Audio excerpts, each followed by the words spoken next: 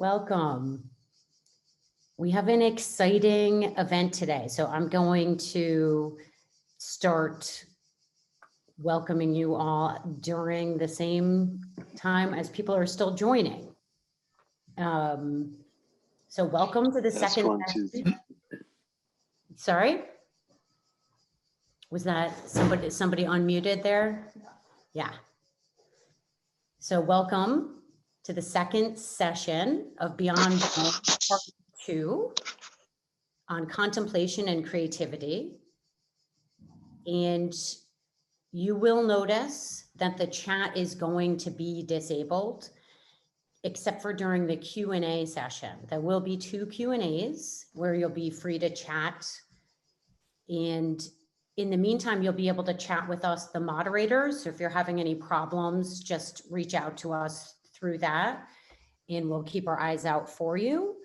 But in the meantime, enjoy and definitely feel free to use the chat when it's turned back on during the Q&A. So I just want to welcome you all to Imagination and Participation, a Bohm-Barfield Nexus. And I have the honor of introducing your presenters today. Those of you who attended yesterday, it was a beautiful discussion. So you already know Hester Reeve, who was our lovely host yesterday. So Hester is an artist based in the UK and a reader in fine art at Sheffield Hallam University. She's been working with Bohm's ideas and dialogue for 20 years, and her artworks have been shown in a variety of international contexts, including Tate Britain. And somebody I think you all know fairly well, James P. Barbieri, who is an associate program director of the Perry Center and the host of most of these events. James has been taking part of Perry Center events since the age of 11 and was the teaching assistant of his grandfather, David Peat. And we have a special guest, Mark Vernon, with us today, who's a writer and psychotherapist. He's the author of several books, including A Secret History of Christianity, Jesus, the Last Inkling, and The Evolution of Consciousness, which in part explores the work of Owen Barfield. He holds a PhD in ancient Greek philosophy and presents programs on the radio, as well as writings for the national and religious press. He's also known for the Sheldrake-Vernon dialogues with Rupert Sheldrake. And our facilitator today is none other than Lee Nichol, who was a friend and colleague of the late David Bohm. He's the editor of Bohm's books on dialogue, The Essential David Bohm, and on creativity. He lives in Albuquerque, New Mexico with his wife, Eva Casey. And I will hand it over to you, Lee. Thank you so much, Jenna.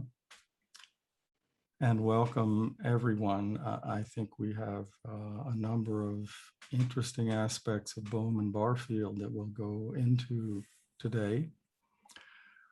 Before we begin, I would just like to refer back briefly to yesterday's session, Creativity in the Artist, which was truly marvelous to participate in. And I woke up this morning and I had this feeling of almost being cleansed or clean or something fresh moving through me. And I realized right away it was the continuation of the qualities from Hester's presentation yesterday and all of her group, Allison, Jessica, and Emma. So I really want to thank you for that, Hester, and thank you for turning right back around and being with us today. So I'd like to get us started with a kind of overview of my own experience of what I find to be the interpenetration, the intersection of David Bohm and Owen Barfield, sort of in a working sense of how I work with them. And what I'll present is really not in any way intended as definitive. With each of those men, if you ask 10 different people their experiences and their work and their views, you would get 10 different versions. So I'd like to share a very short synopsis of my version of where they intersect. So just a little anecdote. I first encountered the name Owen Barfield with and from David Bohm. And for the last 6 or even 7 years of his life, I truly and honestly rarely saw him without Owen Barfield's book, Poetic Diction, near at hand, on a table, in his hands, always near. And it was hard not to feel, well, what is this about? What's he doing in that book? Meaning, what is David Bohm doing reading that book? And what is that guy, Owen Barfield, what has he written that's in that book that's so magnetic to David Bohm? So I did ask David about it, and we talked about it a bit, but just topically, and I never got much of a feeling for Owen Barfield at that time. This would have been in the late 1980s. And it was really only after David had died that I realized what an opportunity I'd missed, because I did begin to study Barfield much more carefully in the early 90s after David had passed away.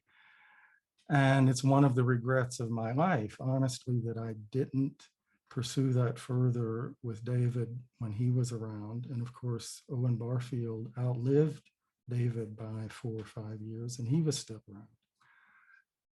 But that's not to be. We make the best of these things as we can. So give me just a moment here. I'm going to open up the screen share. I'm going to work through some slides. Okay, I think we're okay now with the slides. They look great.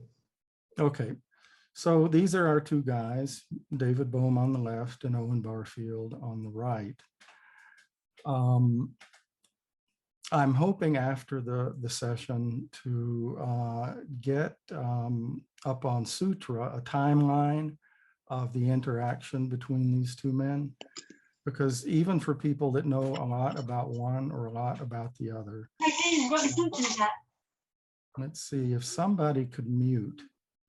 There's someone, please, that is unmuted, and we're getting background noise from. We got it. Yeah, thank you, Lee.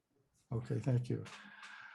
So yes, it's easy to overlook the interaction between these two men because it's not well known, it's not well publicized. You have to root around a little bit.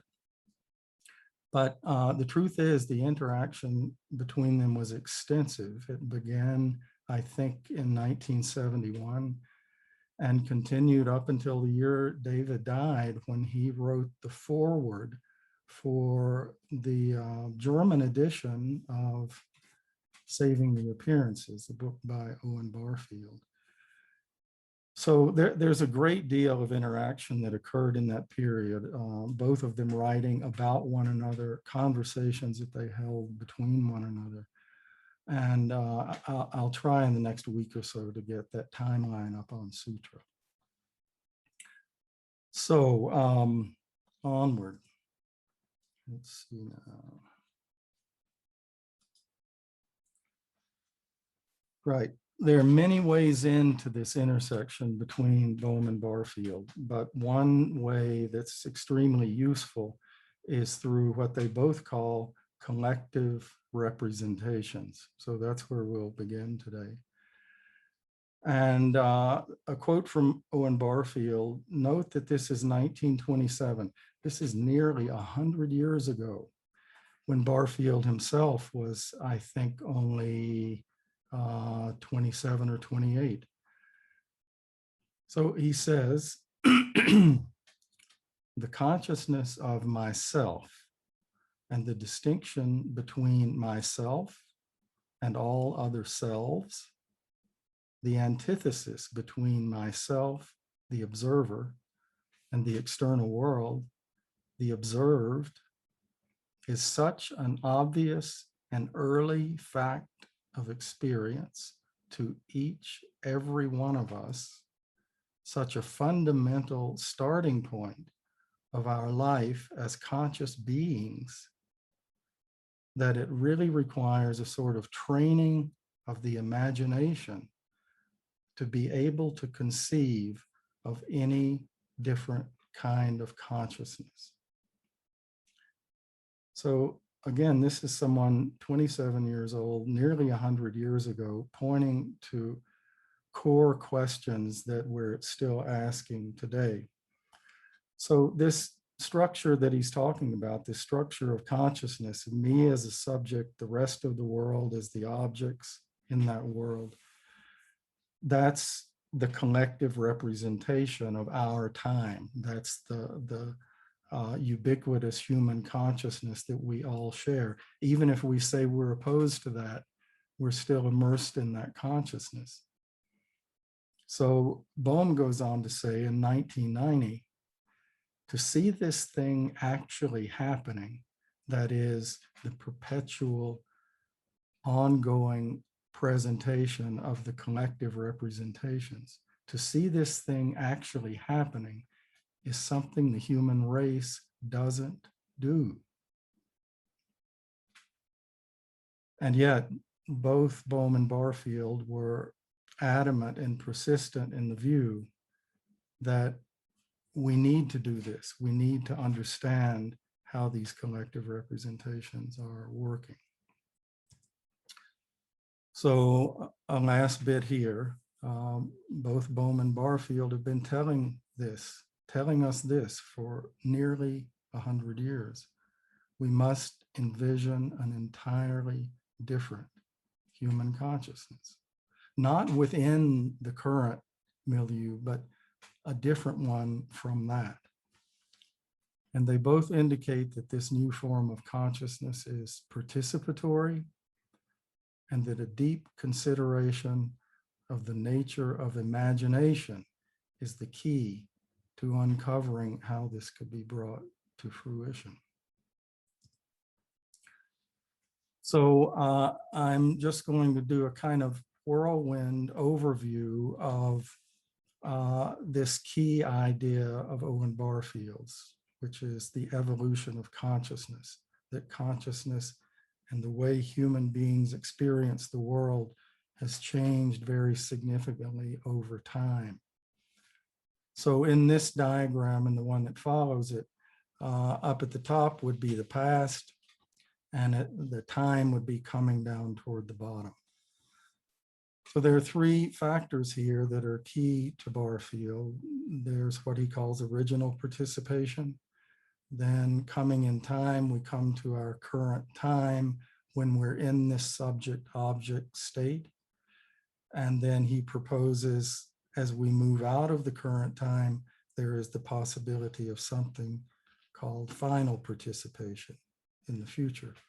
So we'll talk about what these things are in a moment, but I just want to get this time flow clear, that original participation, these are arbitrary dates, but we'll use them. Archaic and classical humanity, going further back in time, then medieval humanity, then scientific humanity, coming toward the present. So where we have a darker blue, that indicates a greater degree of original participation. And where it begins fading to white, that original participation is getting filtered out of human consciousness. So one last point here, on the left side, that arrow is pointing to this contraction of participatory consciousness. And on the right side, we're just indicating that Barfield came to this conclusion independently nearly 100 years ago by the study of language, and his view that the meaning of words that could be traced indicate quite clearly this contraction of participation. So then the last bit is this question of final participation comes up. Is the future for humans to be existential meaninglessness, or could there be a revitalized form of participation? Okay, just a very brief thing on terminology here. The terms in the upper ellipsis, intelligence, the unlimited, the ground of being, these are terms that David Bohm used. And down below in the blue, we have God or the divine word, the absolute or Godhead. These are terms that Owen Barfield used for all of this, for, to my mind, essentially the same thing. The term that they used in common, and it's the term that we'll use today, is I am. Now, this is a rich and pregnant term, but I think in Bohm's version of I am, he indicated that this is just a sheer indicator of being without any qualification. Not I am me, or I am John, or I am Joan, just I am as the ground of being, or in Barfield's terms, the absolute or God. Okay, so more qualitatively here, up at original participation, some of the aspects of original participation would be the feeling of the world as a woven tapestry, and you are in that tapestry, you're not outside of it. Then a pervasive feeling of spirit throughout all of nature, that all of it is alive in some way. We call that animism now. Then this sense that the parts are all immersed in the whole. And then following that, people in earlier times were born into this consciousness. It wasn't acquired through learning about it. It was the air that they breathed. And there was something of a receptive, flowing quality to all of this that we've mentioned so far. And a very critical point, that in Barfield's view of this, and Bohm subscribes to this as well, that especially the further back we go in time, there was no interior me. There was no self in the way that we now experience a self. But as we noted, we come further out of the blue and into the white. And these qualities of original participation begin to get stripped out of consciousness, and consciousness begins to constellate into this central circle here, into a me. And it's not like this happened overnight. It was here and there, and quicker and faster and slower.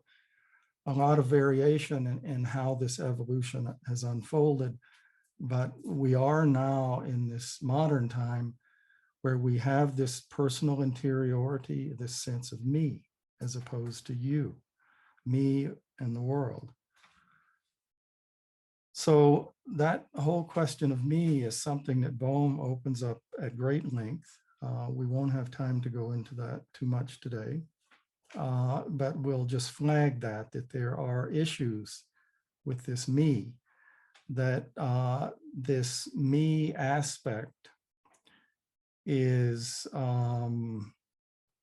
problematic in a number of ways, not in every way, but in a number of ways. But having said that, in this view of that interiority opens up a self-consciousness, a capacity to reflect inwardly. And because of that capacity, there's the possibility that this I am, this ground of being, which is innate in us, has the opportunity to flower and open outward. But this is only a possibility. So before we move down into final participation, just a quick point on the left, we've indicated the evolution of consciousness going from further in the past to the present and into the future. And it's recursive, it folds back on itself. It's not completely linear. And the Bohmian dialogue aspect, just to indicate that there is a relation of Bohmian dialogue to this evolution of consciousness. So just a few points on final participation. As I work with it, as I understand it, again, this is one person's view. Barfield does indicate that for this I am, this ground of being, to manifest in a new way, that this would be something intentional. It's not receptive like original participation. It's intentional and it's generative. It makes things through its expression. And what it makes is a new set of collective representations, a new version of imagination that could generate those new collective representations. So we also have there, the whole is in the part. Right? This is different from the part is immersed in the whole. This is a very holographic idea. The whole is in the part, although it's very old. And for today, I'm going to use the word holologos to indicate this quality of the whole being in the part. And what is it that these imaginations coming out of I am create? Not the same representations that Barfield was referring to that we're in now, but new ones, fluid ones, holistic collective representations. There's the potential for that, which means then that you, whatever you are at that point, you become a participant weaver in that tapestry rather than just being a recipient. These are some of the qualitative aspects of what final participation could mean. Okay, so we're going to look again at this question of collective representation because I feel it's really important as the intersection of these two men. Barfield used this term, the particles. And by that, again, a view that Bohm subscribed to as a physicist, that there is something quasi-independent from human consciousness, some aspect of the physical world that's not dependent in any normal way on the presence of human consciousness. So Barfield called this the particles. But human consciousness does interact with those particles, and those particles interact with human consciousness in very deep and profound ways. It's that interaction in this view that creates the world, literally creates the world. So there's a process involved here, and Barfield called this process figuration, meaning that we bring this world into being through human consciousness and through the collective representations of any particular time. This is the same thing for all intents and purposes as Coleridge meant by primary imagination. So it looks something like this. If you imagine this to happen in maybe 1/100th of a second, we're slowing it down. This is the figuration becoming more and more resolved. And then finally bringing a world into being. So this is just one possible way to think about collective representations in original participation. It has very much this tapestry quality that things intersect and intermingle and flow into one another, and many of the other qualities that we were talking about. And if you'll note on the left of this image over here, there's the head and part of the body of a jaguar. So we can just imagine that this is an image of a jaguar. And so you don't have this jaguar isolated. You have all these other things. How is the sun related to the jaguar? What spirit beings might be connected to this jaguar? What other animals are in the vicinity that are part of the wholeness of the jaguar? All this would be given in the collective representations in original participation. So we'll do this now with something much closer to our current collective representations. Again, we begin with this figuration, this process of building a world through our consciousness, through our collective representations. And here we have the jaguar. Well, the difference is here, this is what Barfield and Bohm both referred to as literal thought. We have a misspelling here, sorry about that. But literal thought as opposed to participatory thought. And that literal thought makes everything sharp and clear and isolated and distinct. And this really flows out of the scientific method of being able to isolate everything in order to implement the scientific method. But that method is now infiltrated our consciousness, and it's what drives the collective representations of subject-object, of distinct, precise, clear images of each and everything separated from one another.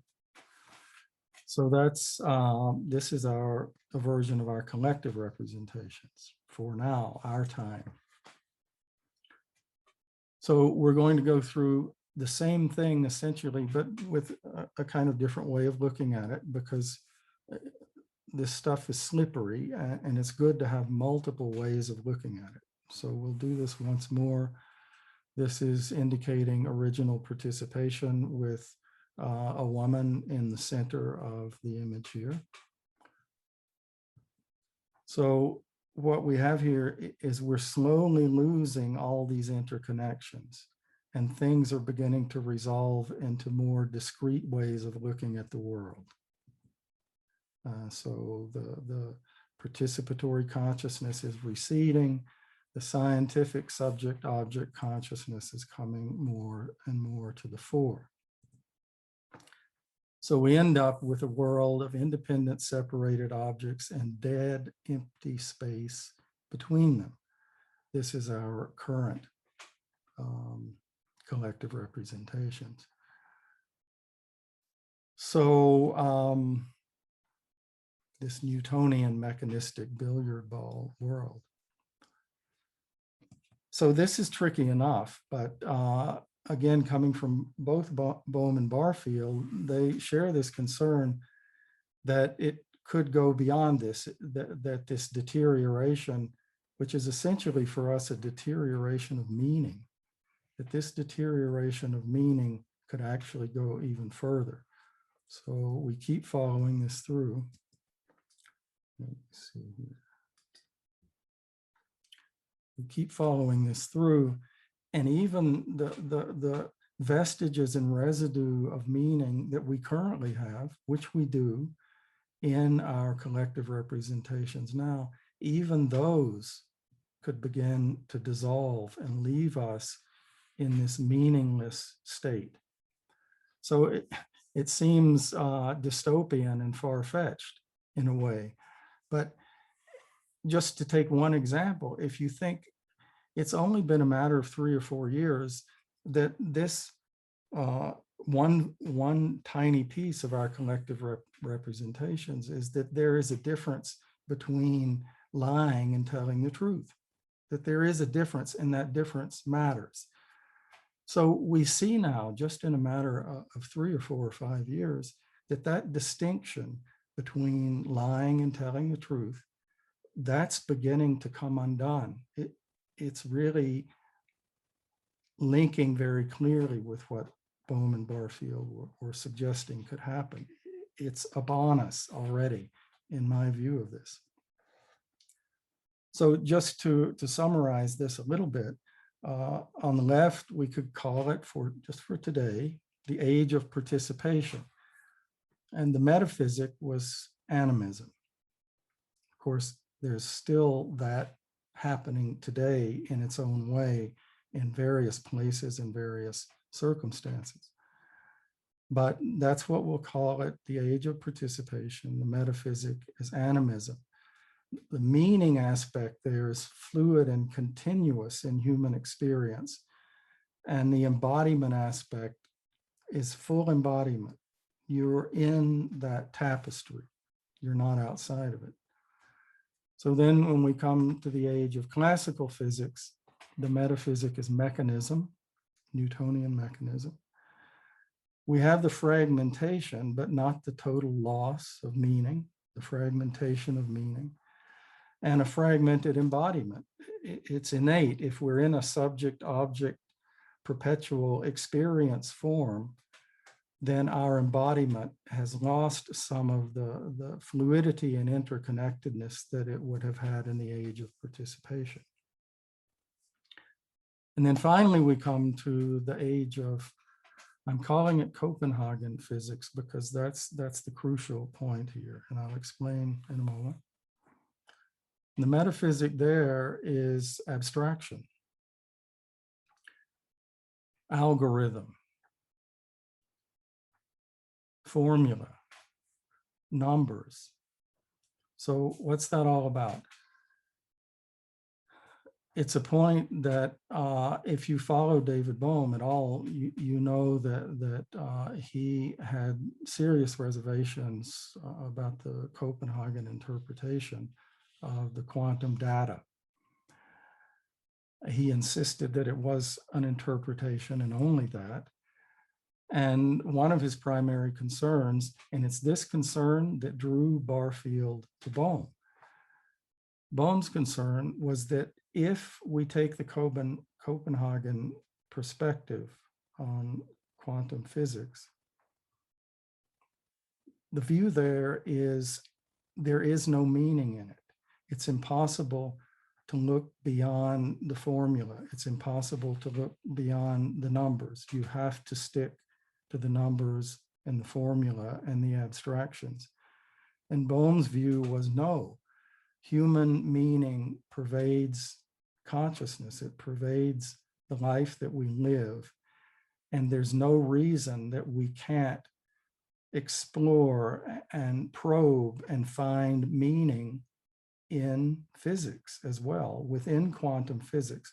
And of course, a great deal of what he did from that point forward was to unfold what he felt to be the meaning in quantum physics that the Copenhagen people were telling him, you don't do that. There's no point. There's no meaning in looking for the meaning because there's not any there. So Bohm and Barfield both have this inner quiet alarm going on for decades that if that view, like the Newtonian view, permeated our consciousness, it's in all of us. We live through it every day.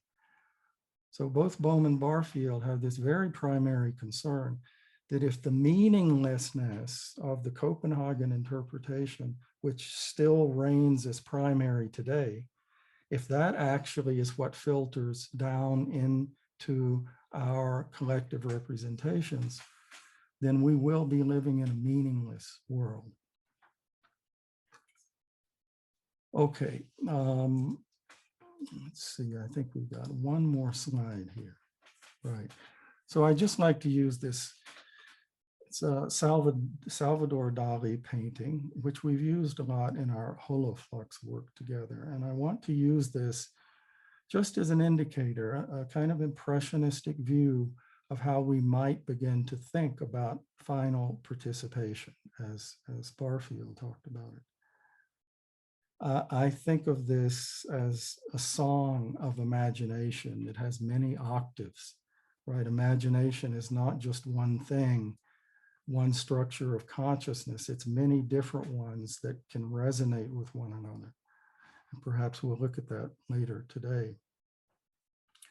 But this imaginative consciousness that's indicated for me in this painting, if we look here at all of these apparent fragments coming undone and swirling around the image of the woman, we can think of those as the collective representations of the whole culture, and that they're being dislodged here, that this woman is allowing the contents of her consciousness, which are the contents of the collective representations, she's allowing them to become somewhat dislodged rather than totally seeing the world through them.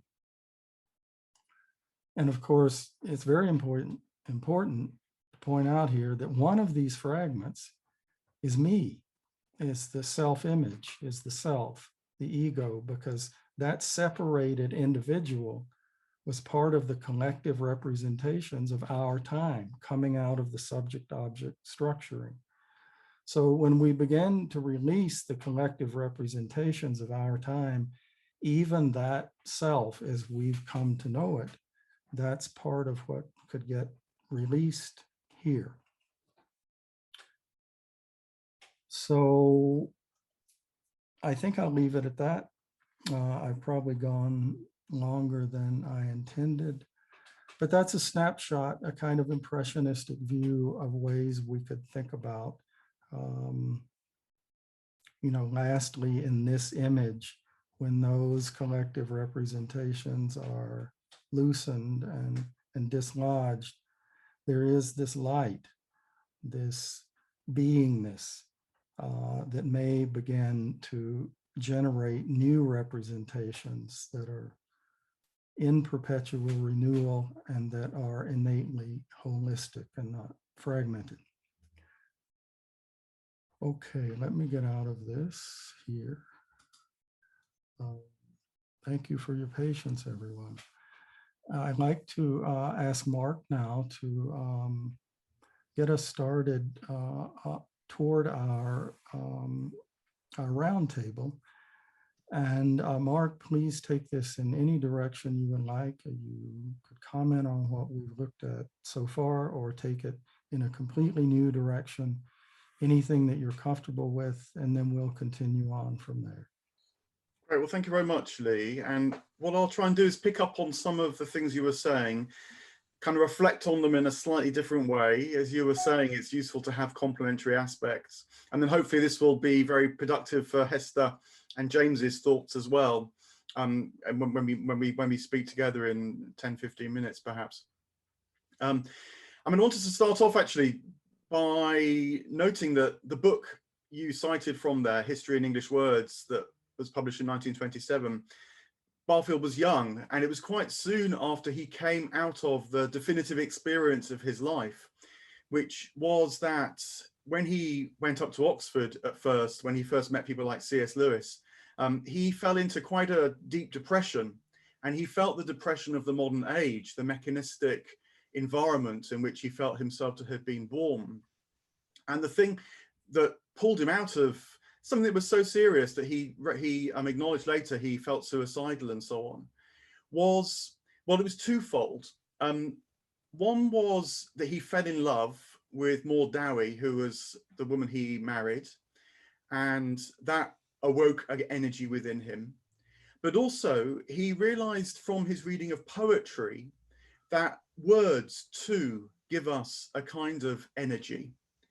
And the thing that he realized very early in both those experiences is that for us, when we're feeling depressed, alienated, cut off, and so on, these qualities that so mark the modern age, the first thing to do is to attend to that energy when you feel it, and not to try and rush too quickly to explain it, to understand it, to maybe even name it, but to try and keep the flame alive. You know, we're very inclined in the modern world, as the scientific imagination has it, to want to pin things down. And so to hold things open is a crucial thing that Barfield learnt early on. So that's, I think, an important clue as to how we move towards final participation, is staying with the pure energy and letting that run for as long as we can sustain it, not collapsing it with our explanations. A second element, which was really important to Barfield, and you referred to it in this reference to the I am, was that he felt that a pivotal figure in this story of the move from original participation to final participation was the figure of Jesus. And he was a great follower of Rudolf Steiner, of course, where the figure of Christ is important, and Maud and others around him like C.S. Lewis were more conventional Christians. And the reason why I mention that is because what it tells us is that the I am is in fact a crucial part of what moves us between original and final, because whilst our I amness can feel very alienated, this in a way throws us on ourselves, and so forces us almost at times to foster the inner life that can then become the seedbed for a new participation. So it's not just a disaster for Barfield at all, the modern world. He felt it was a crucial part of this evolution of consciousness. And so there's a sense of, well, in the Christian terms, it'd be phrases like taking up your cross. In, say, Sufi terms, it would be the phase of bewilderment that the sage goes through. If you're a Zen practitioner, you'll have your teacher hit you every so often. And these experiences of distress are actually part of the process, because they foster our consciousness to be able to re-engage with a new life. You know, again, in the Christian metaphor and experience, Resurrection Sunday comes after the Good Friday desolation. So that's an important thing to hold on to, I think, as well, when we think about our modern times. You mentioned there that that Barfield was interested in words. He discovered this pattern by studying the way that words change meaning. And this leads to a third thing, which I think is really crucial, that words now can give us a clue as to how to get back into this movement or this unfolding. And quite a good word, actually, is to think about the word ruin. It's one that Barfield wrote quite a lot about, actually, in Poetic Diction, the book that you mentioned there that Bohm had at his side. And the word ruin, Barfield knew because he was a philologist, originated with a Greek word that meant flow. It then moved into a Latin word that meant falling. And then in the modern word, the word ruin means fallen, something static. And he was very impressed by this word because it has this sense of movement from original participation, a flow of life, through an alienating process of it falling into a static process of ruin. But I like this word now because we use it more in a falling way. Again, we talk about, are we entering the ruination of our civilization, for example, or are we beginning to see our civilization fall into ruins? And whilst in first hearing that's quite distressing, actually with Barfieldian ears, you can hear that we've already been picking up on an older sense of the word, of a movement. And movement in Barfield's schema always has an opportunity as well as a disaster pending. It's crisis, again, to use another word, in its truest sense, which is a turning point. And so listening to words and how they're being used too can be really valuable in terms of helping nudge towards a final participation and not being stuck. And the word ruin, because it has these old echoes of falling and flow, and it's being used more and more now, I think, can be one example of that. I also wanted to say a fourth thing, which is to think about symbol as well, and the language of symbolism and participation and how that complements figuration. Because whilst it's useful to think about things in terms of figuration, it is a slightly scientific way of talking about something which should actually be a lived process. It's a sort of hang up in a way from those Kantian ways of saying things. And Barfield knew that the felt sense of participating in life was really where the action was at. And that this comes to us, say, through symbols. Now, he gets this a bit from figures like Coleridge, the poets who can look at, say, the moon in the sky and experience it as a felt quality that they too are undergoing as a poet. And so the moon becomes a symbol for its own life, transmitting and reflecting something of human life, which is what the poet does when they use symbols. But it feels it's important for us now as well to think about how the world around us can speak as a symbol once again, so that we feel our own life echoed and reflected in the life that's around us. And you see this, there's a great desire for this, particularly say in the natural world, the fascination with trees, or actually I feel in the last year or so, it's been the fascination with fungi that really seems to be moving, certainly in the media. And these life forms are speaking to us of our life form. And so we're participating in the wider world once more. So listening out for how the world comes back to life because of its symbolic quality and fosters participation with it, I think is a fourth really valuable way of thinking about these things. And then fifthly and finally, just to offer another sense in which this movement might be going on and moving on, in fact, to think about the interest now in non-dualism. This is the Advaita Vedanta word, but it feels to me like it's quite a movement in our culture, and figures even in the Christian world are writing about it now. So I've just read Rowan Williams, the former Archbishop of Canterbury's new book called Looking East in Winter. And there he talks about non-dualism a lot in a Christian context.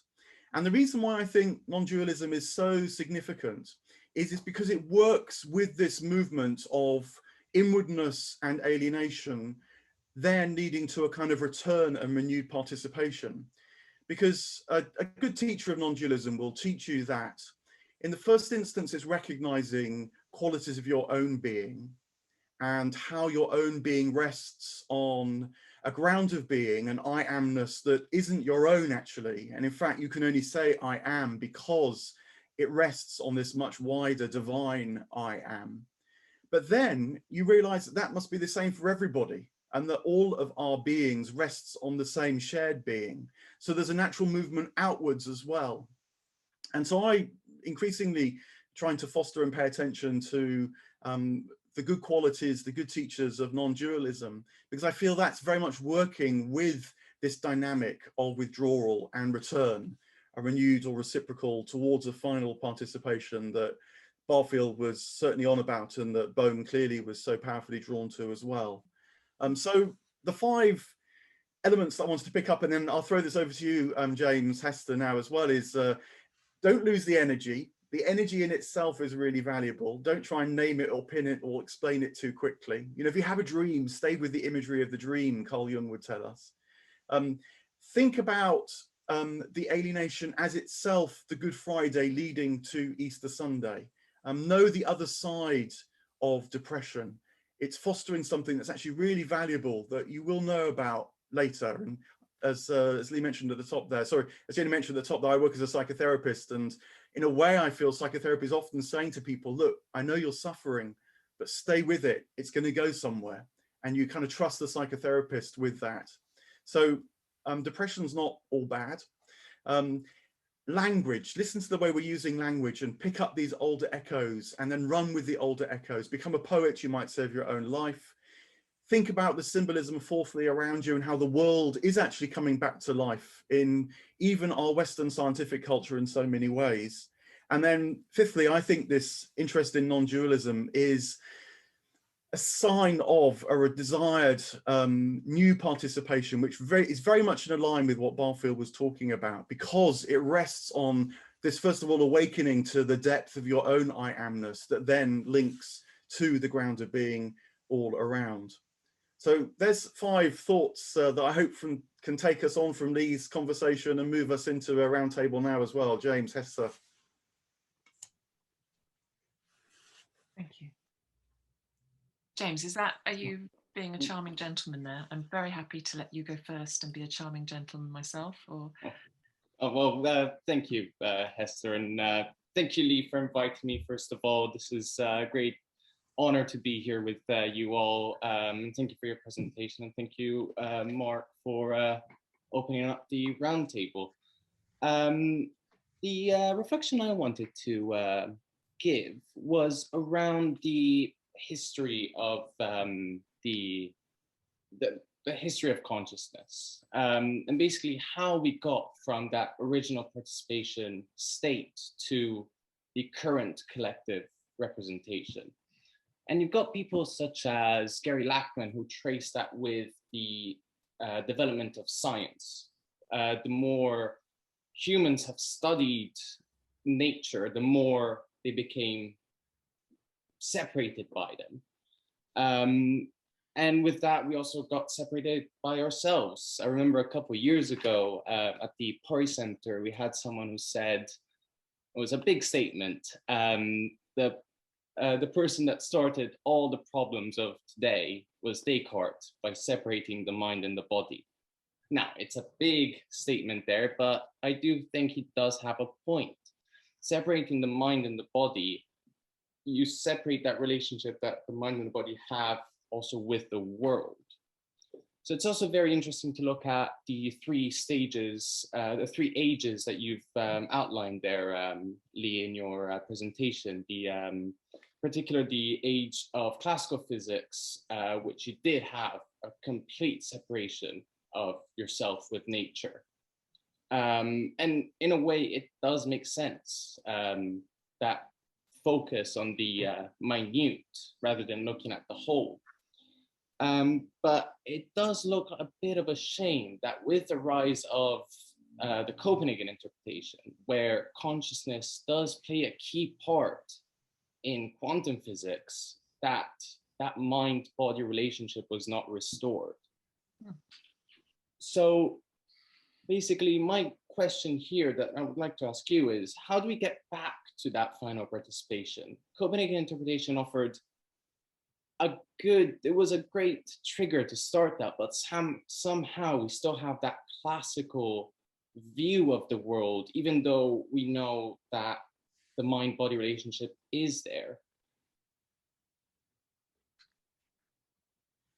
What's interesting about what you say, James, so eloquently, is that that's actually a different way of asking the question I had, which was an excitement when considering these three levels of participation, and particularly looking at the first one, and less trying to be nostalgic, but as an artist, particularly when I'm involved in, I'll say, picture making, which is not as much as I'd like. I resonate more with that sense, and I had the general observation of, not is it possible to go back? And so it's very interesting that you show us how there are often these opportunities. You know, human beings, at least those that are well fed and in a safe environment, are able to be open to such a myriad of powerful experiences through art, through science, through spirituality. So even at the time of Descartes and before, when we enter into this era of, you know, containing and fixing and looking, there are still exquisite spiritual experiences, falling in love, poetic beauty, and the scientific that affords. It's not just nailing, you know, everyone always likes to quote Descartes, everyone always likes to quote Bacon, you know, we'll follow nature, we'll rape her into the corner of her recesses. Whilst those things are there, there's also these other things, you know, and other types of philosophy. So my way of asking the same question is, what is it that stopped us? Because at any point we could have been blossoming from that development of the sense of self, because it's also such a huge potential. I mean, I really love having an interior self. You know, I understand all the complications, and I don't mean I'm not willing to give it up. I totally play with that all the time, but that it's just simple. Why have we never done much more with this way we can be with the energy in the world? Sorry, I finally got there. You have to forgive me. I'm not very logical. Well, I mean, I can make a response, and which again I think is a complementary response to what's been said. That well, let me tell you a story. Actually, I once interviewed the physicist Roger Penrose, who just recently won the Nobel Prize. I interviewed him quite a few years ago, and I went to meet him, and it was late afternoon, early evening, and we went into his study, and he turned the light on because it was getting dark. And as he turned the light on, he went, "Ah, bathed in eternity." Bathed in eternity, he said. And what he meant was at two levels. I mean, maybe it was at many levels, but in a way, he meant objectively as a physicist that he'd flooded the room with photons. And if you know, even a bit of physics, you may know that photons travel at the speed of light, and that means they don't experience time. And one definition of timelessness is eternity. But of course, it was also this immensely poetic phrase that, still sort of sends shudders down my spine when I think of it, because it immediately collapsed any sense that we're kind of like creatures living in some sort of chronological time, maybe other experiences of time like kairotic time, whatever it might be, and timelessness. Eternity is right with us as well. And I think it's that collapse of the objective and subjective that we must watch out for, but also valuing what's subjective and objective, because that's what enriches the collapse. If it's just a kind of collapse into a kind of undifferentiated mush, then we're not moving towards final participation, I don't think. We're just sort of swimming around in our own confusion. Barfield talked a lot about how romanticism must come of age. And I think partly what he meant was that we should really take in and understand the gains of this objective move that these dastardly figures of Bacon and Descartes and others have sort of helped us move into, because it's going to so enrich this renewed participation, a bit like when Roger Penrose said, bathed in eternity, when we walked into his room. Yeah, so that was quite a good moment for me of actually feeling something of that. Well, a couple of thoughts on what we've covered so far. To go back, Mark, to what you brought out about the movement in non-dualism. It's interesting that you point that out, because this term "I am," of course, many people associate with the biblical references, "I am." But "I am" is also a fundamental term in many threads of Vedanta, of non-dual Vedanta, particularly Ramana Maharshi and Nisargadatta. So, and this is not a term that they coined just, in the 20th century. It goes back very, very far in history, this "I am." So it does span this cultural and contemplative spectrum, and therefore is all the more useful to consider this term, I think, "I am." In its deepest sense, we each can work with this in a real way, and not just theoretically, or how it connects to this or how it connects to that, but can we go inwardly with this and work what is "I am"? That's one of the things I think that both Bohm and Barfield were very strong on, to really work with these things. And one other piece, James, at least partly related to what you mentioned. Where do we go from here? How do we work with this? How do we carry it forward? I think there are many ways. One that I find extremely useful, and we work with this a lot in the Holoflux group that is part of the Pari Center. It's attempting to loosen the collective representations that we live within. See, the risk in not working with the collective representations is that if somehow those representations are not being loosened and dislodged, then everything else we do is within those representations. And it's continues to be the platform. The representations continue to be the platform, even though we're doing all kinds of new and interesting things, which we must.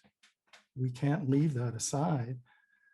But if that's all we do, and we don't kind of begin to suspend and dislodge these fundamental collective representations, which even have to do with what we assume to be space and time, right? constructions of that depth and ubiquity, and many others, self and other.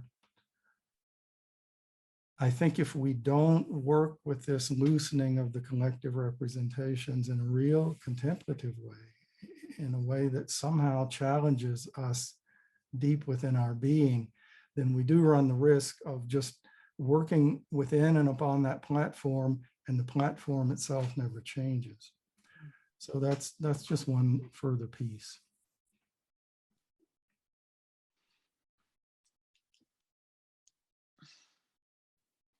Thank you, Lee. Wanted to ask maybe to the group, one of the words of collective representation is the word collective, as in us in a society.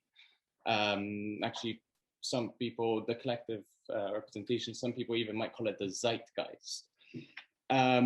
So is the fact, do you need to remove yourself from the collective to do that? Is the reason why in these times, even though we do have the Copenhagen interpretation that unites the mind body, is the fact that we are more than ever more in a collective with the age of information, this technological age, or we are in touch with probably more people than we've ever been able to.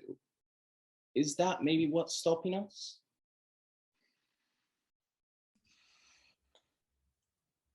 I mean, I could offer a thought on that, which is that there's not just one set of collective representations, there's actually many. And part of the wonder of the modern world is that we can access many. And so I think where this deliberate element comes in, which Lee mentioned, the intentional quality of final participation compared with original participation, it's very much asking us to ask ourselves what we're paying attention to and what we're getting drawn towards and how we're living.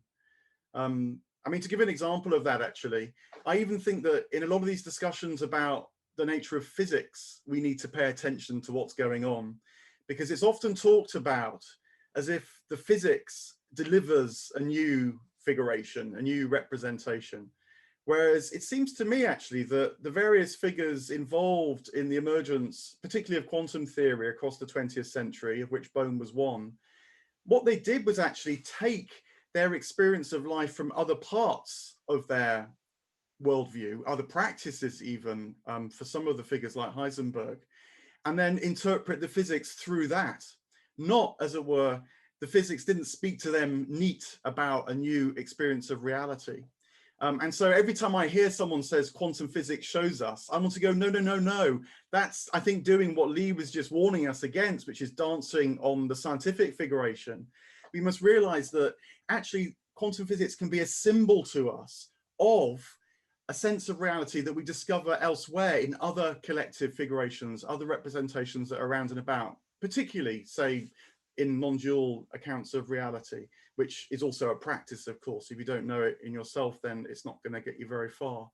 So to watch out for these quite subtle elements of attention. It's not just like, oh, I'm going to do, you know, some kind of meditative practice and that will complement the scientific world in which I live. We've got to be a bit more nuanced about that and ask, think about again the dynamics of what's going on, what's actually feeding what, and trying always to using our intention and attention, moving back towards the source, the energy that's really providing the desire and the impetus and the allure for the way that we talk about things.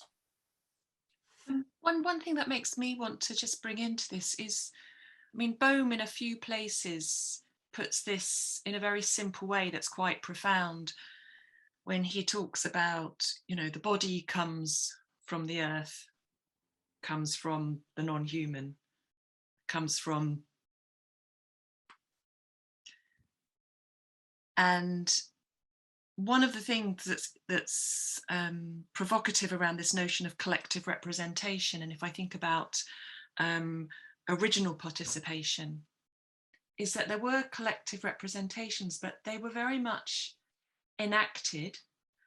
And I think, because I do think the role of static objects is important, not because they are the be all and end all, but because we ourselves appear to one another as static and stable.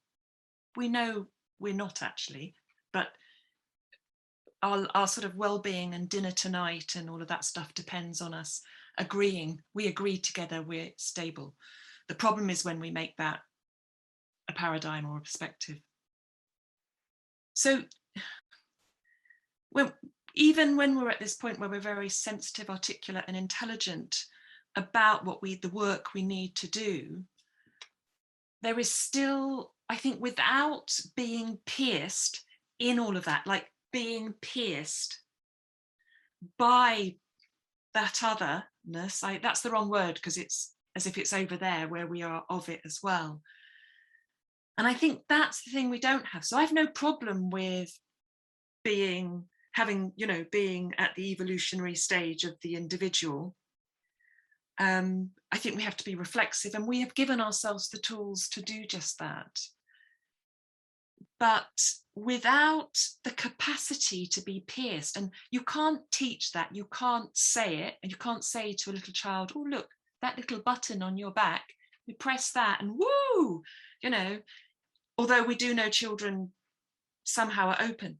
And I also don't think I'm very interested in eco-aesthetics and all that stuff, but I don't even think writing books or reading books from some of the really, really good eco-philosophers necessarily breaks through those collective representations. So there is something about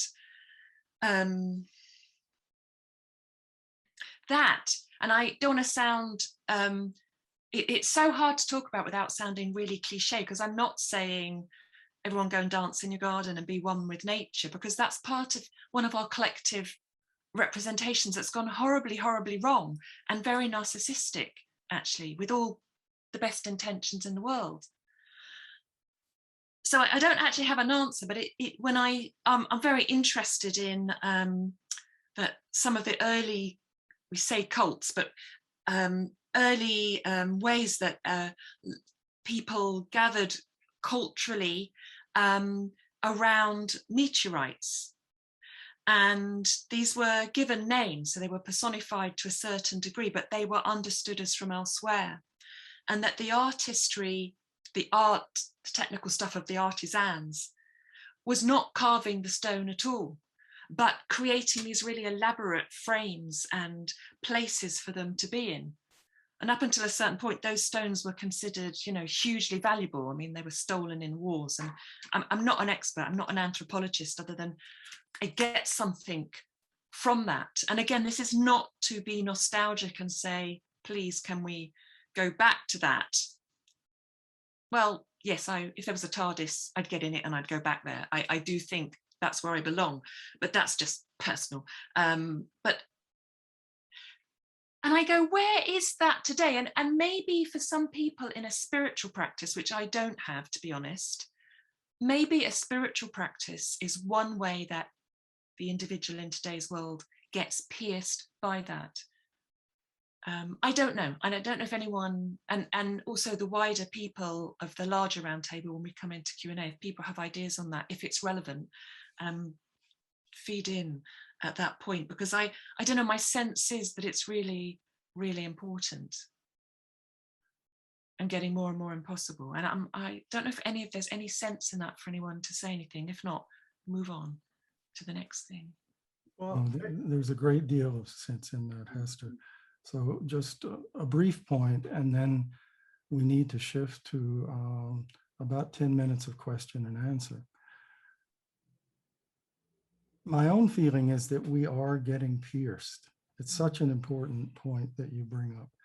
We're getting pierced all the time, over and over and over again.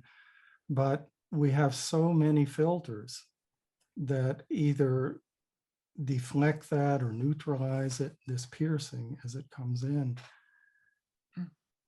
So I think it's already there. I think it's already happening, but we're very, very skillful at somehow deflecting and ignoring that. But the general point that you raised there, something needs to pierce the collective representation, something needs to pierce the heart. So maybe with that, we can turn and take questions or comments from the larger circle that we're in here. And we also have the chat back on for anyone interested in chatting. Just for the chat, I just put in a link of a long summary conversation that Bohm and Barfield actually had in 1982. The transcript is actually held at the Fetzer Foundation, but I have done a long summary of it to get something of that online anyway, which may be of interest to people. You'll see the link in the chat now, I hope. Fabulous. Thank you. I think that Annette, you had your hand up first. Okay, so I'm not on my machine, so just let's check sound for a second. Is it okay? Yes. Okay, perfect. So I had a bit of a, first of all, thank you. This was fantastic. And it just builds on what we're doing and opens up other corridors to explore and all kinds of things. I had a little bit of a speed bump with the idea of original participation and then hearing the words final participation. So not someone who knows Owen Barfield, to hear the word final in context of someone who thinks of language has me feeling like if that's aspirational, it almost feels like that's a closing when in fact we're trying to stay open and curious. So I wonder if anyone else had that reaction, if it's just because I haven't read the works, or if we could talk a little bit about that. Well, just briefly on that, Annette, thank you. Barfield himself was probably the first to say it's a clumsy term. And he looked and searched for something different and better, but that's what he ended up with. Many people will use the term conscious participation in as a kind of alternative to final participation. It's not the term that Barfield used. Personally, I find it useful and a good alternate to use instead of at times a final, also because it does indicate this intentional aspect that this move from our current state possibly into final representation, into final participation. There's an intention in that. So if we can also hold open this term conscious participation, it sort of invites that. And it's certainly more open-ended feeling than final participation. I agree with you there. Mark, you might have some further thought on that. Yeah, I mean, in my book, I actually use the phrase reciprocal participation because it makes more sense to me, although it's one that Barfield uses very rarely himself, but he did use it at least once. But it means final. Remember, these guys are all philologists, so they all got Greek and Latin in the back of their head. And so final to them doesn't mean the terminus, it means the direction of travel. It's like the telos, it's the movement, and it would have captured that sense to them at least. So it's worth just kind of bearing that in mind as well. It's like the end of history. It doesn't mean history's ended. It means what is it moving towards. So thanks, because it feels, if I had a choice point, I'd want it to be a word that had an ing so that it would keep indicating movement. And I want to thank you all because that did clarify quite a bit. Thanks, Annette. Lynn, I think you seem to have your hand up next, Lynn. I think you may still be on mute, Lynn. There, okay. Perfect. And thank you all, and thank you, Annette. I like that point too. As also a word person, I'm a writer, I'm a poet, and I'm constantly thinking about this stuff and reading. But the one thing that kept coming up for me,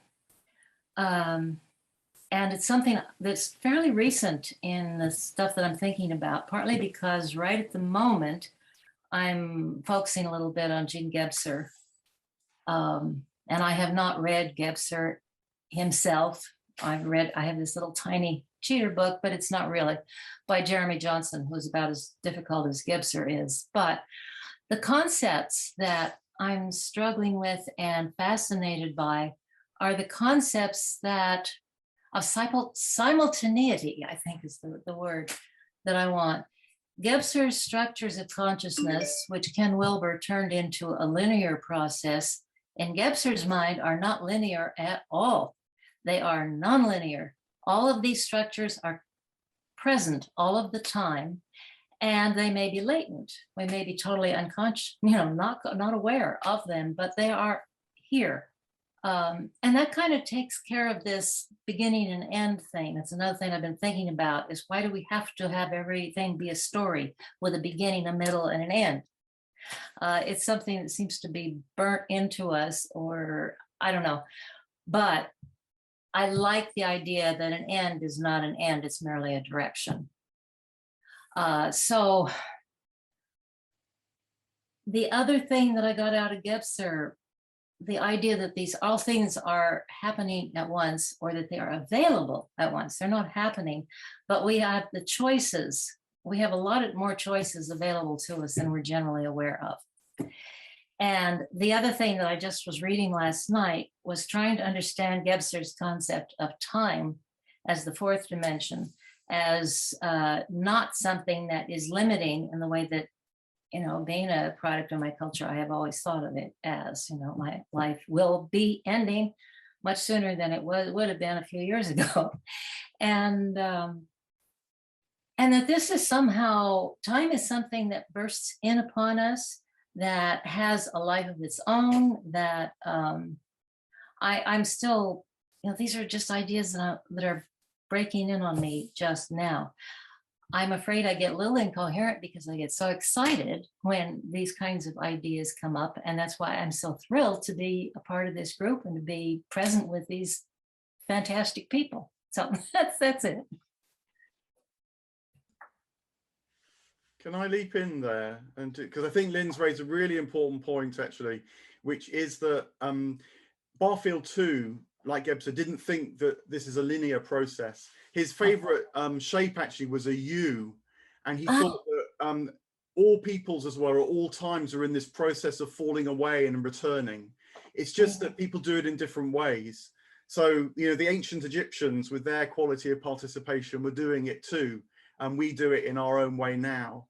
And because we can at least have some sense of what the ancient Egyptians were doing, it matters, even if it's very hard for us to say how it matters. That too would be a latent sense of original participation still in us. And so when Hester wants to go back, that's part of our consciousness as well. She's not in the wrong time and place, difficult though that might be.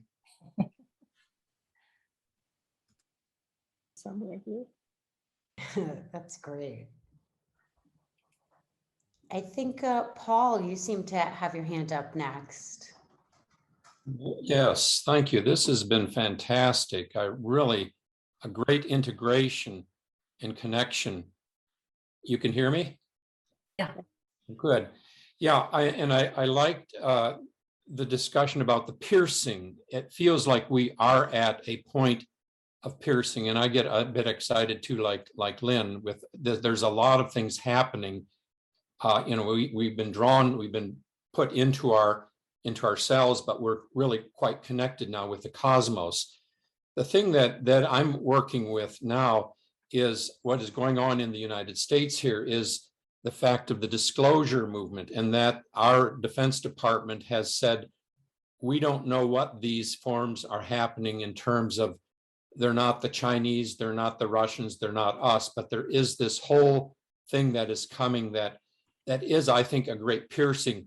And how will this shift the collective representation of the cosmos? It seems as though this is happening in terms of the space age, and I'm not quite sure. And Jung tries to deal with it a bit with his book, one of his last books on UFOs.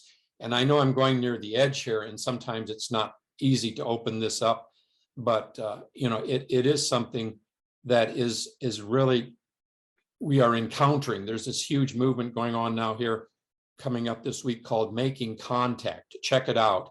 It's a whole AI presentation where there are people anyways, there's a whole background story to this, but how in terms of the loosening of our collective representations and perhaps the shifting of the archetypes within the unconscious, how is that and how might we, hold together and row together, so to speak, so we can make a creativity out of chaos. And I'm really thankful, Mark. I really enjoy your this has been a very enlightening.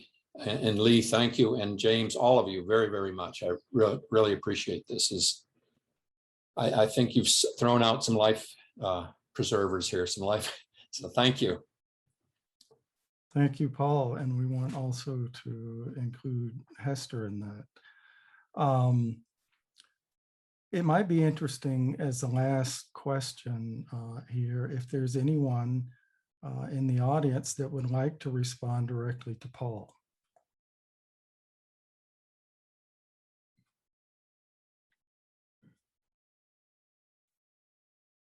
Not everybody all at once. I would. Oh, good. I would like Please. to say I live a few minutes from the center of the Disclosure Project. Dr. What's his name? Greer. Yeah, he's one. Yeah. Mm-hmm. Yeah. And I agree. And I think it just is a part of our understanding of the nature of reality that's just really, really, really pivotal in so many ways. So I'd love to be in touch with you about that. And I've had some experiences myself with some contact and with him and others. So yeah, there are some very interesting groups called the Experiencer Groups, experiencergroup.com, which is involving artists and aliens and these whole experiential, which I think is a form of extreme participation.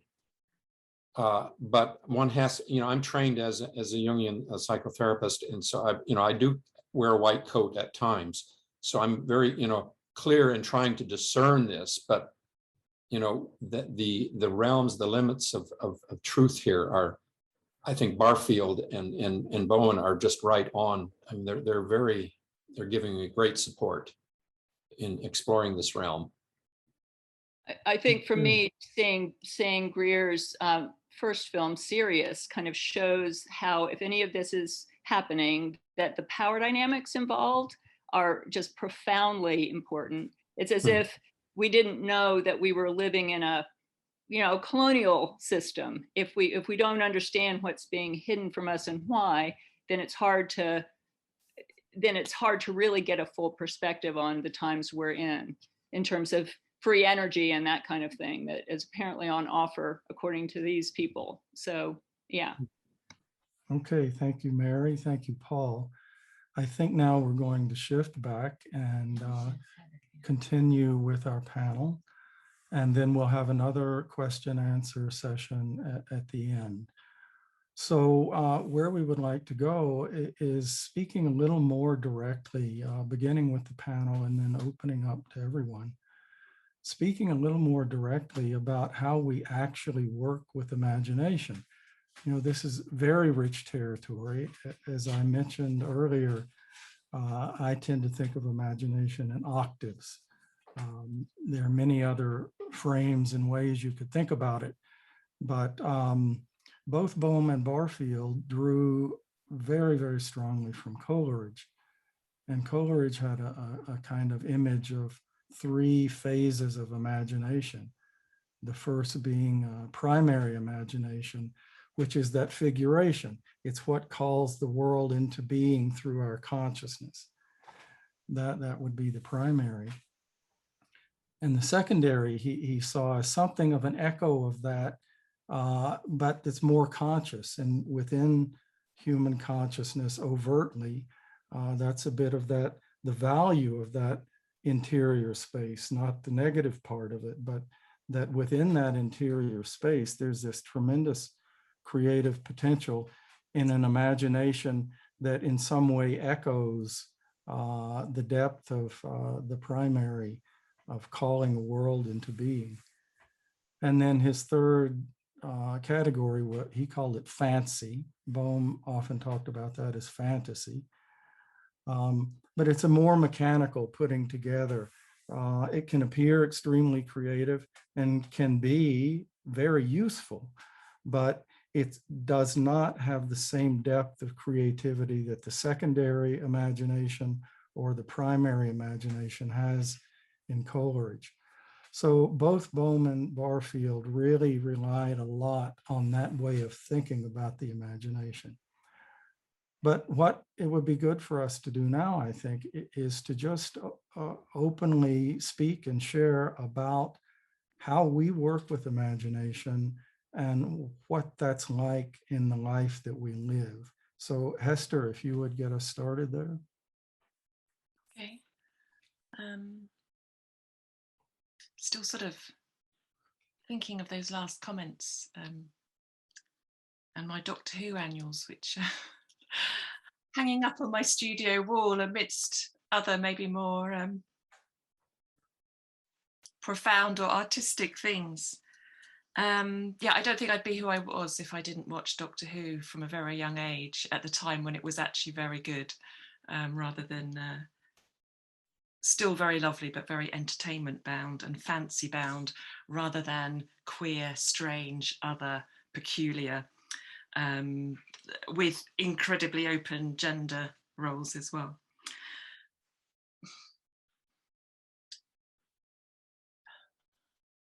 I think imagination is so important, and I've already warned my fellows on this round table, I find it really impossible to talk about. I think it's probably what I do best as well. I can't explain why, and it's definitely about a way of being and an approach rather than a piece of artwork. So I can't say much about that. But one of the things that I thought would be really useful in this is to say a few things about imagination and my experience of being an artist in the art world, which I'm sort of am and sort of not, in the way that most artists are sort of in the art world and sort of not. And there are 1,000 different types of art worlds, of course.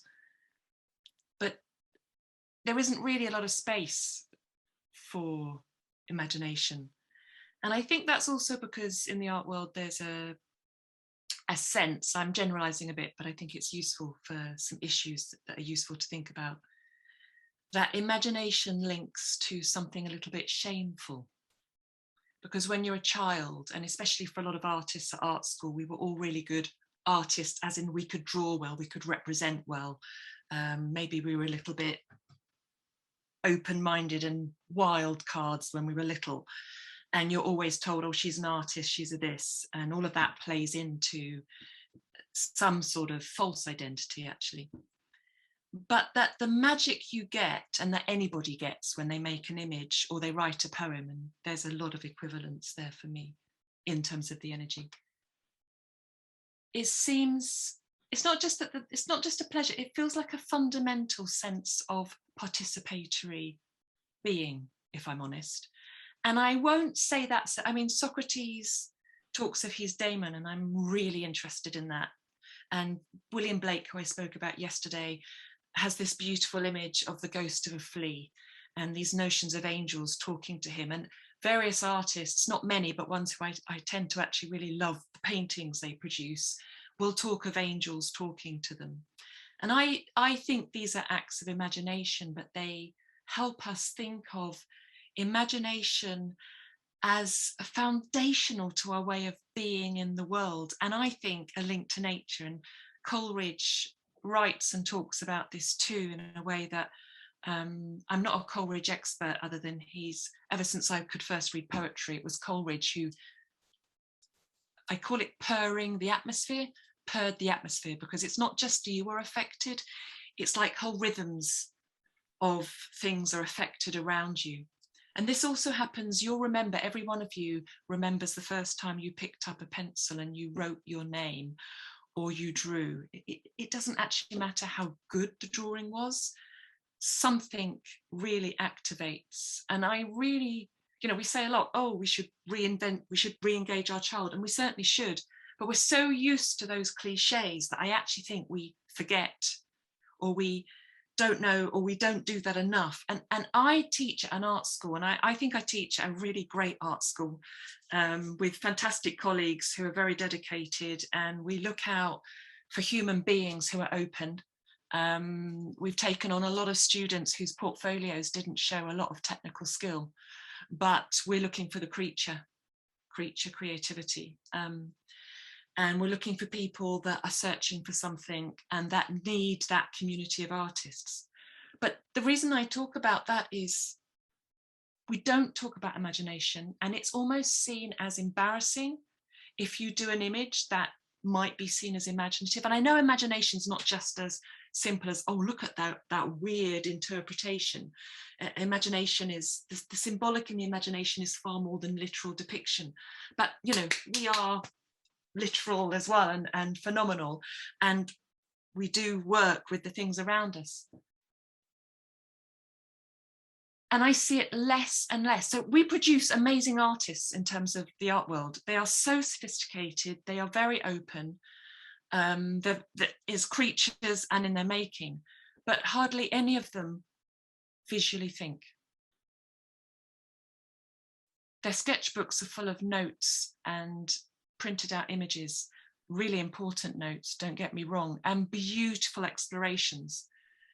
But only a handful visually think. And it's often seen in terms of assessment. They don't even bring those books, and I'll say, hey, Tom, where's that book in your studio that you've shown me in tutorials? And it's not brought in because it's not seen somehow as officially art or artistic. And so I just raise that because I think it's a wider issue. And I don't want you to think I'm there judging other people. I'm going to judge myself now before I finish.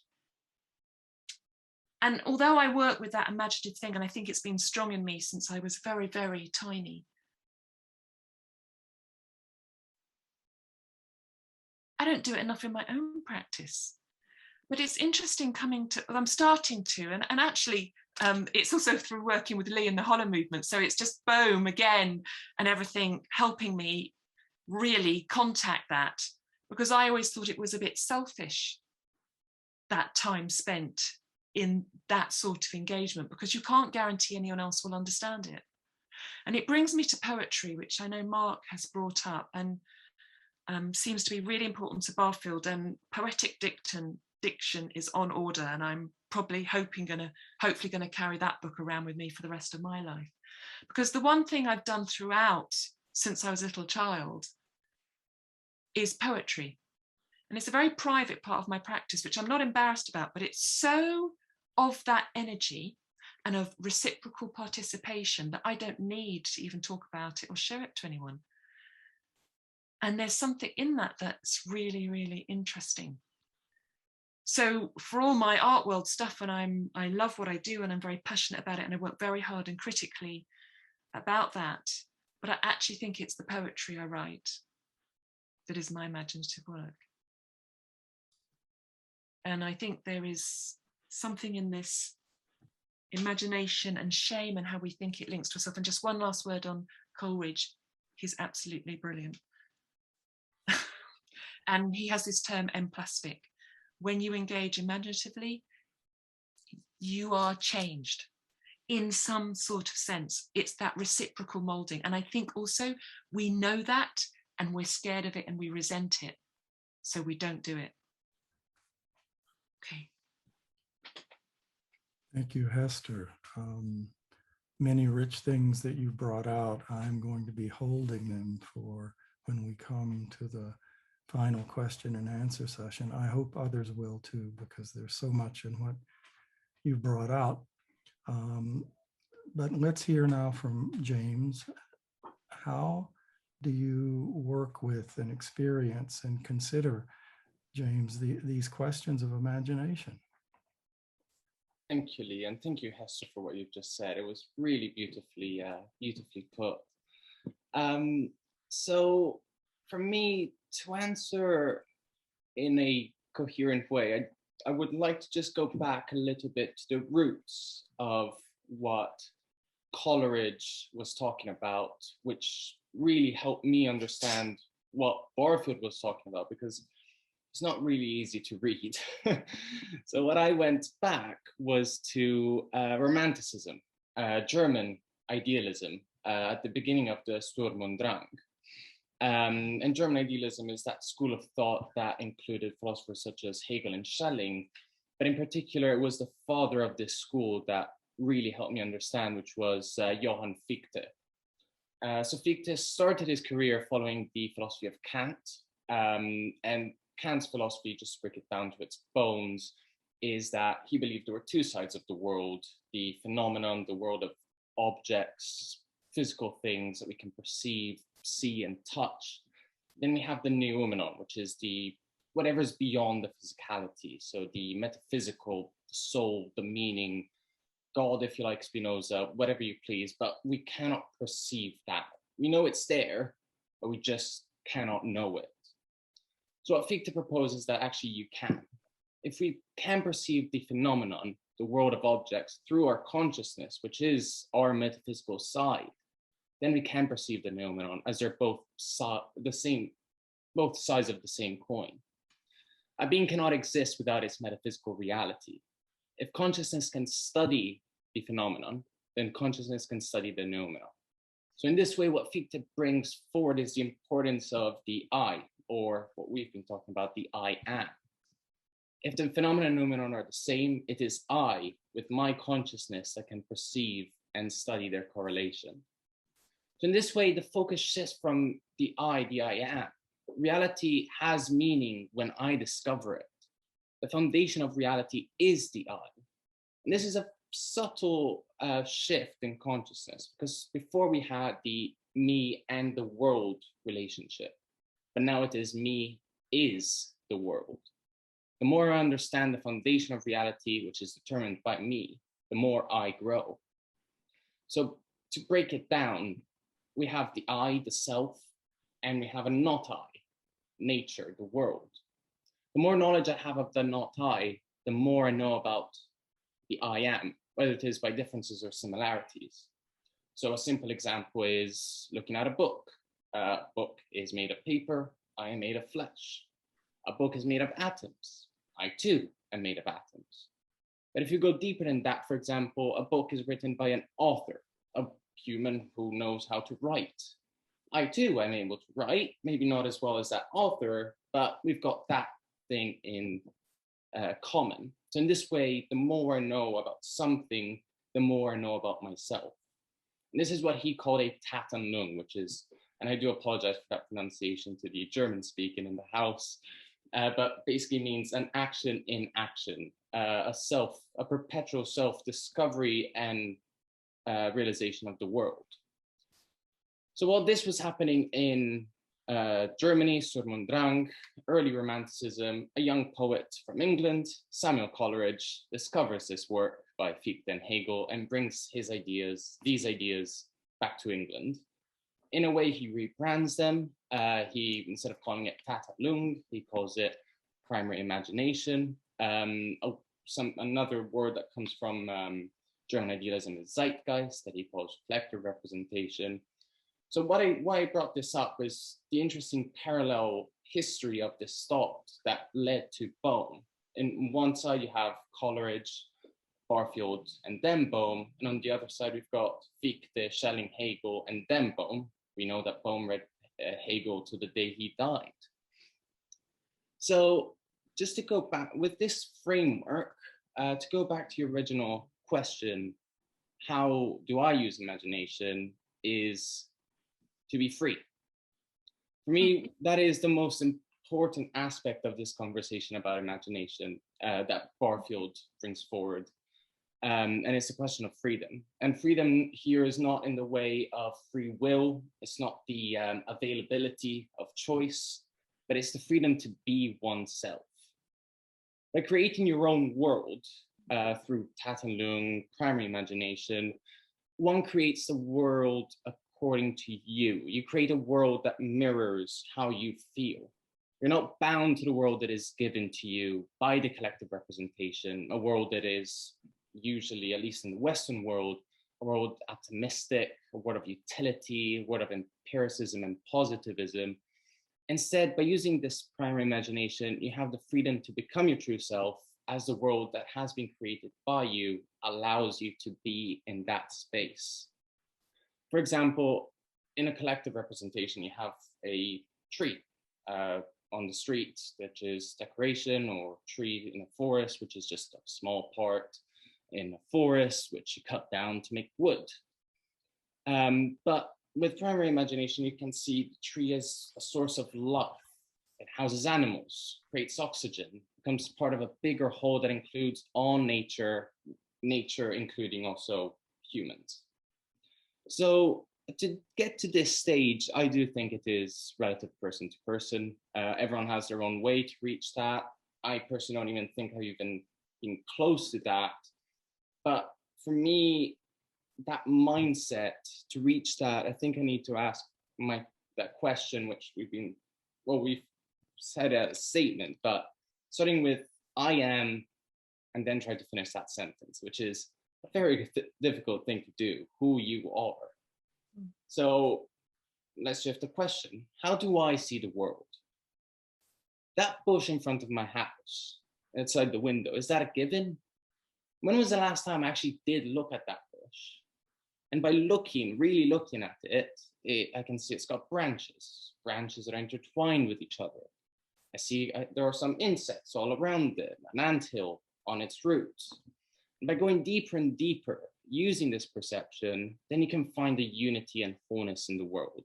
And that will change your relationship with it. All of a sudden, that bush is not a little green patch outside your window. It is it's a microcosm, and it's infinite. All this is just by looking at a bush. So think about how our relationship with the world when we look at it at all. Now, of course, this is not a permanent thing. It's not easy to keep. On Monday, you go back to work thinking about numbers, profits, margins, etc.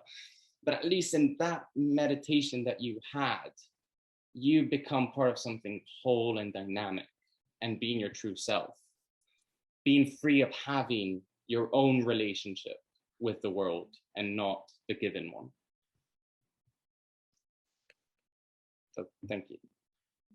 Oh, thank you so much, James. Many, many important issues you've raised here, freedom being right at the core of it, and also very useful to have that historical survey and to see the kind of lineage of people thinking about this central question of imagination.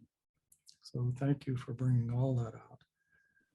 And Mark, back over to you for any comments you would like to offer about working with imagination.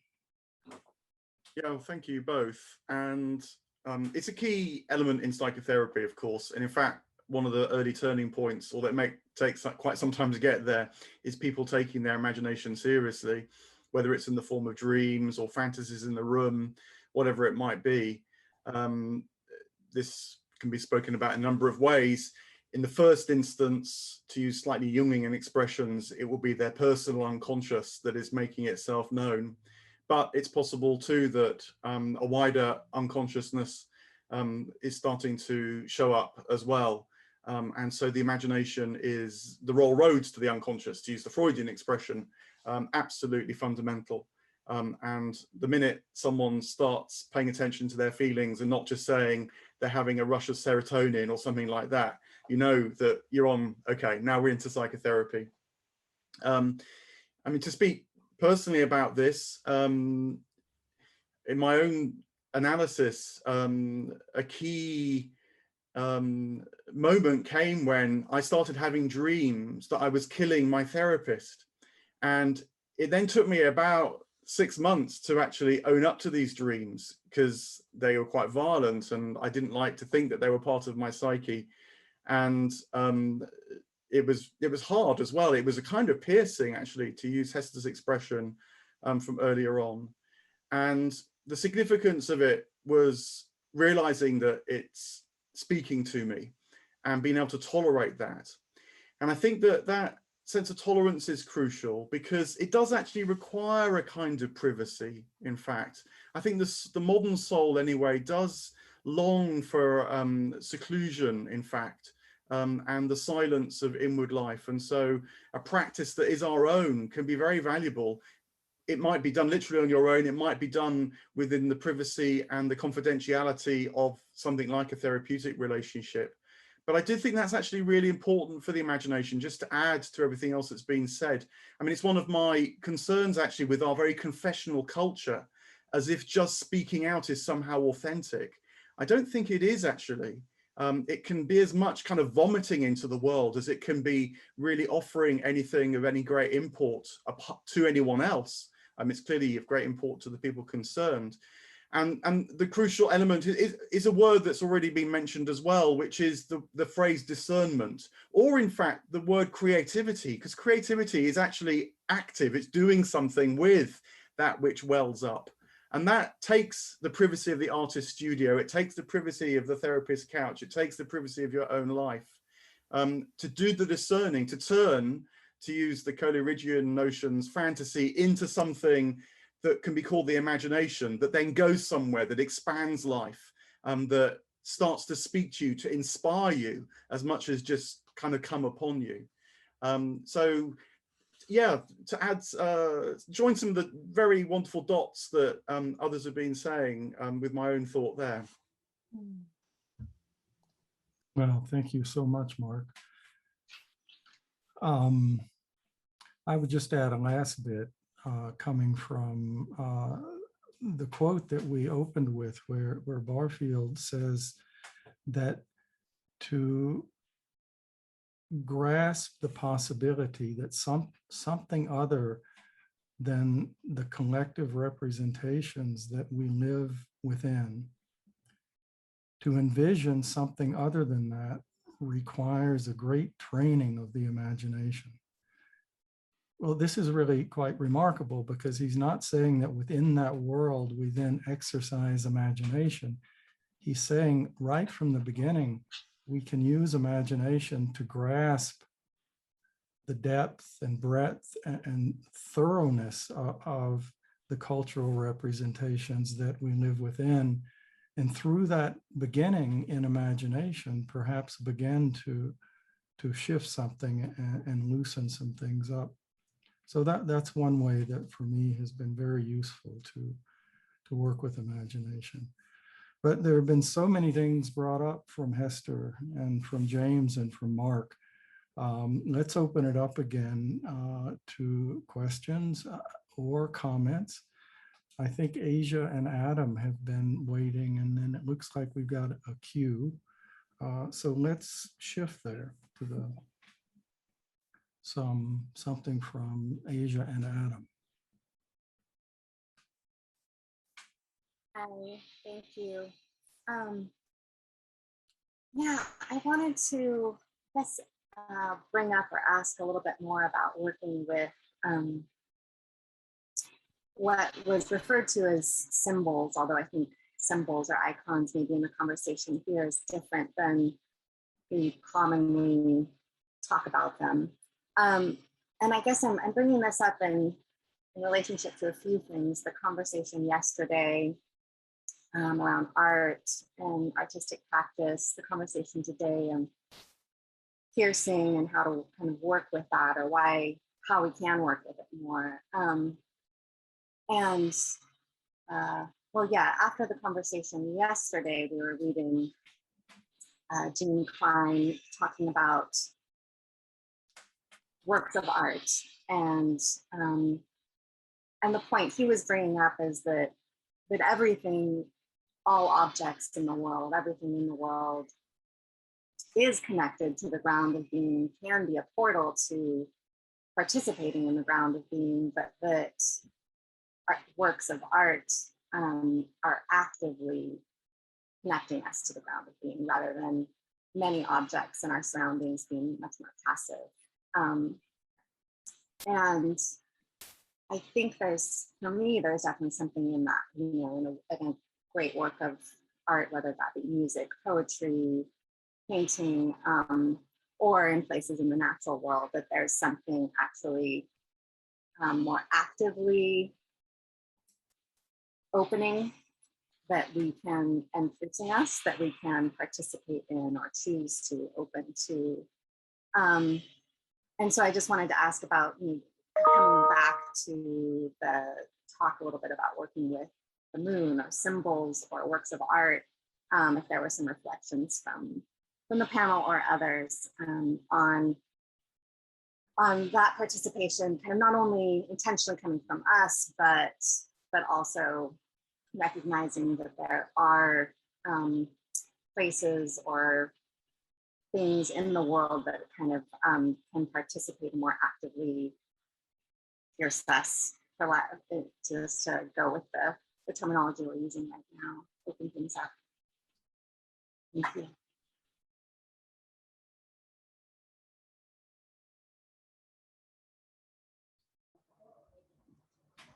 Wonderful, Asia.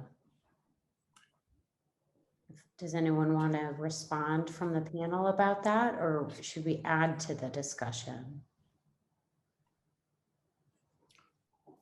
Well, just a brief comment there, and maybe this will open up further with other people that join in.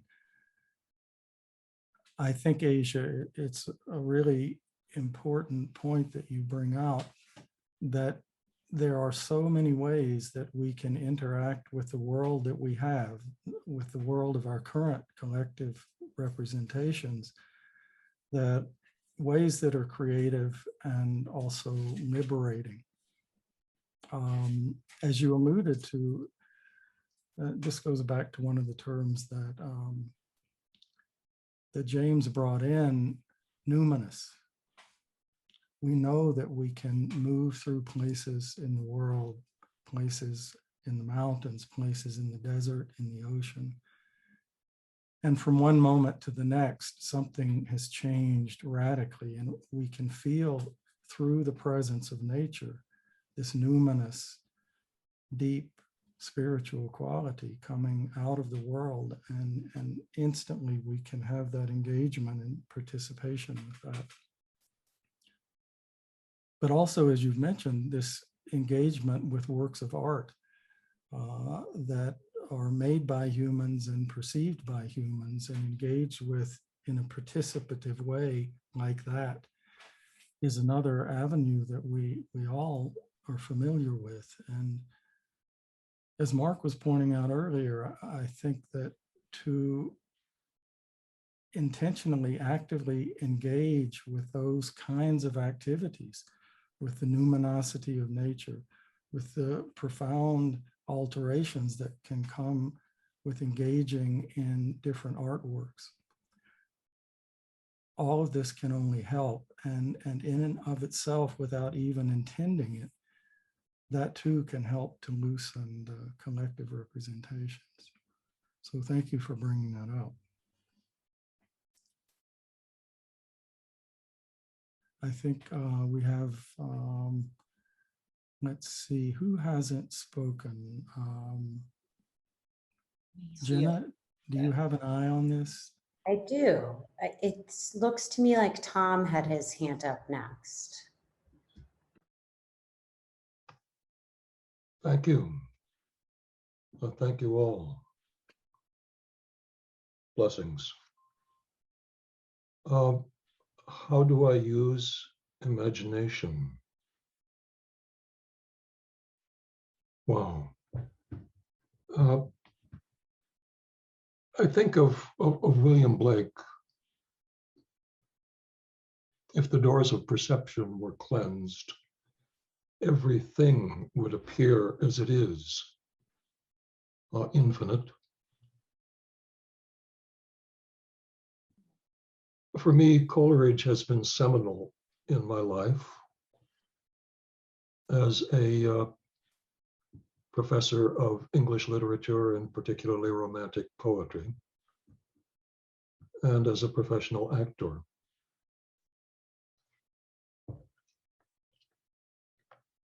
Coleridge says of the secondary imagination that it dissolves, diffuses, dissipates in order to recreate, which suggests to me that it must start with an object. And when Coleridge and Wordsworth together conceived of the lyrical ballads, which was to create a new perception of the world and of poetry, they saw themselves as playing kind of opposite roles. Coleridge was to take the creatures of the imagination and body them forth and give them a real existence, whereas Wordsworth was to take the language of real men and the objective world and infuse it with the imagination. To use his own phrase, to bring to it a sense sublime of something far more deeply interfused, whose dwelling is the light of setting suns and the round ocean and the living air and in the mind of man. All my life I've been a word person, and it's through words and my experience of words that I reveal the world of the imagination, or it is revealed to me. Because again, to borrow a phrase from Wordsworth, words come trailing clouds of glory. And that's what Barfield is invoking in his seminal early book, History in English Words. That sense of the history of consciousness in the word, that sense of the glory in the word, the aura that it comes with, or that comes with it. And as an actor, I try to experience that, to embody the word with my body, my whole body, and the whole of the ensemble of the mise en scene and the stage, the world that is the stage, the Shakespearean world of the globe. And finally, though I've become a plant person in my retirement, and I was really inspired by Mark's invocation of all these books coming out about trees and fungi and the networks of trees and fungi and this whole interactive world beneath our feet and before our eyes in the forest, in the plant world, where every plant is an agent in its own evolution and creation, not just an object. And one of the latest books in that whole series of books about trees is Suzanne Simard's Finding the Mother Tree, discovering the intelligence of the forest. And she leaves us with a kind of invocation to go find a tree, your tree, and imagine the interconnection of that tree with the rest of the forest and the underworld beneath it. Open your senses are the last three words of that invocation, which kind of takes us back to Blake and cleansing the doors of perception. So I've become more of a plant person and trying to bring together my sense of the imagination in words and my sense of the imagination in plants that both come to me trailing clouds of glory. Thank you. Thank you. Tom. You have blessed us with the presence of someone who really lives these questions deeply and thoroughly. Thank you so much. So I think we can take one more question or comment, and then we will have spent our time for today. So Jenna, who would we have next? So I apologize because I see lots of hands, but I think Beth had a physical hand up as far as the last session too. Beth? Yes, thank you. So I'm thinking about Hester's word piercing and trying to bring that together with imagination. So my first question that came to mind was, who does the piercing? And the image that came to my mind when I thought about that was that incredible statue, I think it's Saint Teresa, where she as a mystic is in an ecstatic pose in her being pierced by her image of what the source of imagination would have been. And I was remembering too someplace, and I can't really say where, but I have this idea that Bohm said that imagination isn't ours. Imagination is a power, a force, an energy that comes from something outside of us and that we may entertain it. And so I was thinking then too of Saint Teresa and then thinking also of a lot of the imagery around the hieros gamos, and just thinking there's just an awful lot of richness that we don't normally go into. We want to claim imagination for ourselves, but it really is a pretty essential, deep kind of participation when we engage with imagination. I just offer that as something that came to me that kind of spiked a lot of energy for me. So beautiful, Beth.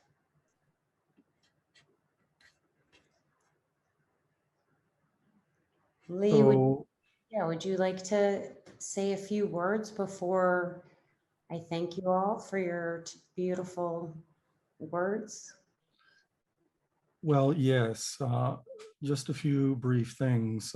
First of all, to thank all of the participants for being here today, and thanks to those who chimed in with thoughts and questions, and especially to thank our roundtable of Hester and James and Mark.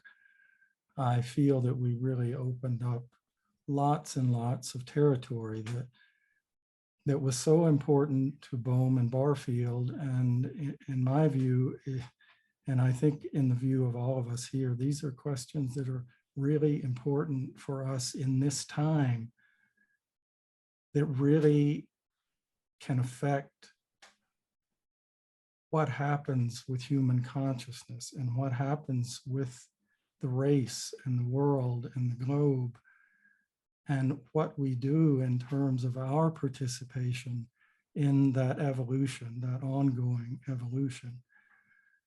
So a final nod of the head to the inspiration here, Coleridge and Bohm and Barfield. And it is possible that we'll have a longer series of sessions working further with this intersection of Bohm and Barfield. So if where we went today was of interest, and we do manage to put that program together, we'll be back in touch with that. So thank you everyone again. Thank you, Jenna. Thank you, Pari Center. And we'll leave it at that for now. Thank you, Lee. You did such a beautiful job facilitating, and to Hester, James, and Mark, have to agree, it's such an intriguing and stimulating conversation. All the attendees who participated and those who weren't able to, thank you for being here. It's so beautiful. I would just like to close out by inviting you all to join us next weekend. The Saturday session is going to be really special. It's called Transformation and Renewal Through Indigenous Dialogue. It'll be a dialogue with many participants and facilitated by Leroy Littlebear. Really looking forward to that on Saturday. And if anyone has any questions or problems in the meantime, You can always reach Eleanor at eleanor@perrycenter.com, or Jenna at jenna@perrycenter.com, or James when he's done, when he gets off the panel, james@perrycenter.com. And just have a great week, everybody. Thank you for spending this time with us.